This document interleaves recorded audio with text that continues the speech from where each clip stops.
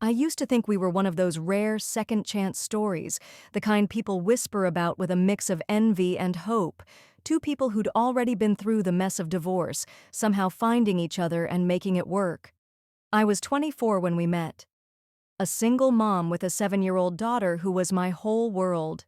He was 30, divorced too, with an 8-year-old son who stayed with us every other weekend. We understood each other in a way only people who've had to start over really can. After a year, we moved in together.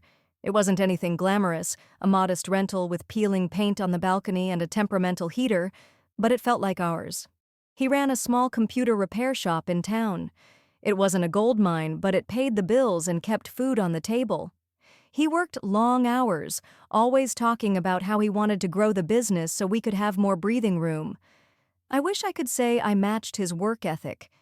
The truth is, I spent most of those 4 years unemployed, picking up the occasional part-time job here and there, a cafe shift, some retail work, a short-lived admin role. I told myself it was because it was hard to find something that fit around school runs and the kids' schedules, and maybe that was part of it. But the truth? I liked not having to rush anywhere in the mornings. I liked the freedom, and he gave me that freedom. I could go out with my friends whenever I wanted. No questions, no curfews, no guilt trips. Most of my friends were younger, single, and had no real responsibilities, but he never made a fuss about it. He trusted me completely. Looking back now, I wonder if that was his biggest mistake. It started the way these things always do, quietly, almost innocently, like nothing that could change a life. Most weekends, after the kids were settled, my daughter at a sleepover, his son at his mom's, I'd meet up with my friends. They were younger than me, all of them single, their lives revolving around late nights, loud music, and group selfies in club bathrooms. I told myself I was just tagging along for the company. I wasn't there to meet anyone. I wasn't looking. But when you put yourself in certain places often enough, eventually something or someone finds you. One Saturday night, I met him. Not the one, not some great love story, just someone new. He was charming in that easy, reckless way that men in clubs often are. We didn't exchange much at first, just a smile, a few jokes over the noise of the music. But the next day, he sent me a message on Facebook. I could have ignored it. I should have. Instead, I replied. From there, it was casual at first. Quick chats, funny memes, little comments that meant nothing, until they started to mean something. Then came the texts. Late at night, early in the morning, in the quiet hours when my partner was still asleep. I told myself it was harmless, just someone to talk to, just a bit of fun. But deep down, I knew better. I started checking my phone more often, smiling at messages I wouldn't dare show anyone else. And though I didn't realize it at the time, something in me had already shifted. I wasn't looking at my partner the same way. I wasn't listening when he told me about the shop, about the new customers, about his plans. I was somewhere else entirely, somewhere I had no business being. He wasn't the type to snoop. That's why when he asked me outright if there was someone else, I froze. It was late. The kids were asleep, the TV was on in the background. He muted it and looked at me in that calm, steady way of his, like he'd already thought through every word he was about to say. Is there someone else? I laughed at first. Not because it was funny, but because I needed to make it sound ridiculous. Of course not, I said. Why would you even think that? He just nodded slowly, like he'd been expecting that answer. Because I know there is. Something in my stomach turned cold. I kept denying it, insisting it was all in his head, that the person he was thinking about was just a friend. But he didn't raise his voice, didn't accuse me of anything specific. He just sat there looking at me like I was a stranger. If you're not going to admit it, that's fine, he said finally, but I can't stay here like this. We're done. I rolled my eyes, trying to brush it off. You're being dramatic. You'll regret saying that. He didn't argue. He just said, I'm not going to fight with you about it. I'll take care of moving out. And that was it. No shouting, no slammed doors, no ultimatums. just a quiet, steady certainty that scared me far more than any explosion would have. Over the next few weeks, nothing changed. At least, not on the surface. We still lived in the same apartment, still shared the same space, still spoke about groceries and bills and the kids, but the air between us was different. He was polite, even kind. But there was a distance I couldn't close. I thought it was just his way of cooling off. I thought he'd get over it. I thought his words that night were just something people say when they're hurt. I didn't realize he was already making plans. It was a Saturday, the kind of day you don't think twice about. My daughter was spending the weekend with my parents, and his son was with his mother. The apartment was quiet when I left just before noon, ready for lunch with the girls, maybe some shopping, and then heading out for the night. He was at the shop when I walked out the door. Nothing about that morning felt unusual. I didn't kiss him goodbye. I barely even said it. The day blurred together. Laughter over drinks, sharing bites of dessert, music thumping in the background as the afternoon slipped into night. I didn't bother checking my phone much.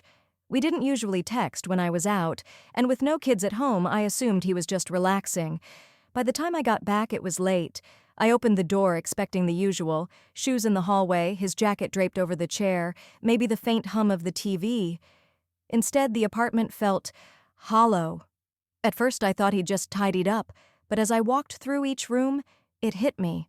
His things were gone. Not hidden, not moved around. Gone. His clothes, his tools, his personal stuff from the bathroom, the pictures of his son that used to sit on the shelf, even the pillow he always used. He'd left behind my things, the furniture we'd bought together, anything that wasn't solely his. It was deliberate, careful. I called him immediately. No answer. I texted. No reply. I didn't sleep that night, pacing the apartment, staring at the empty spaces where his life used to be.